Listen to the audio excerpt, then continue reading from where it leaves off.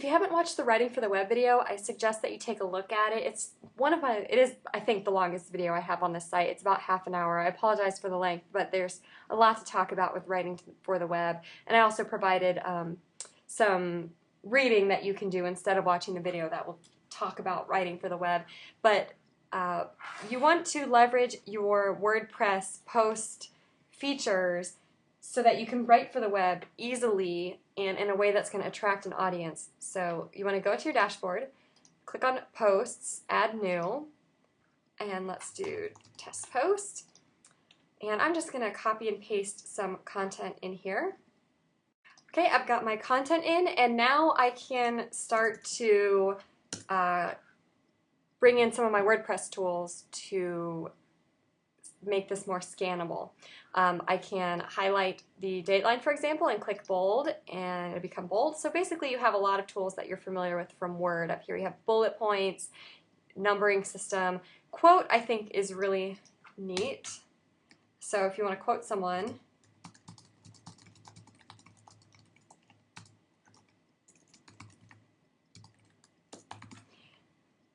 you can actually highlight the quote and click the quote button, and it'll get its own little style. It'll look like nothing's happening now, but when we publish it, you'll see the style. So I want to take the quotes off now.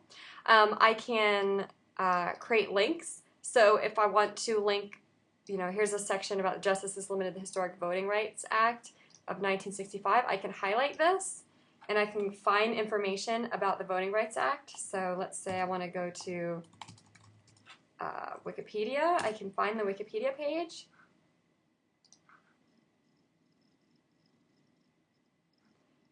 Grab that URL, go into my post, and while I'm highlighted on it, on the words I want to become the link, click the link button, paste in my link, and now I've added a link. And you probably saw when I added the link, there's some other options. So let's say I'm posting this article about the Voting Rights Act, the ruling that was just made. Maybe I've written an article about Congress before.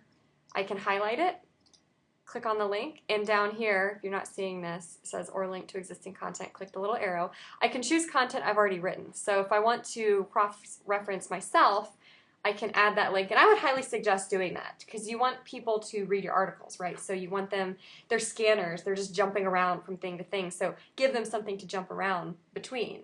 In your article, think about anything you've written before that is sort of related and see if you can get a link in here.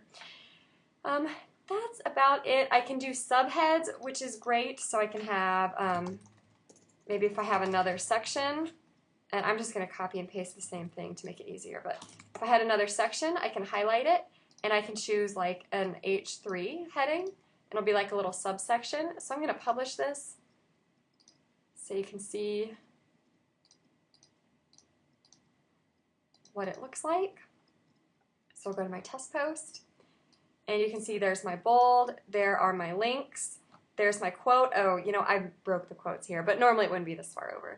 So there's my quote, here's my second section. So now I'm getting a lot of that scanning strategy in here. I have a headline, a name, bold, hyperlinks, quote, section name. So anyone who doesn't read this article, at least when they look at the page, they'll get a good understanding of what it's about, and maybe they will be enticed to read it.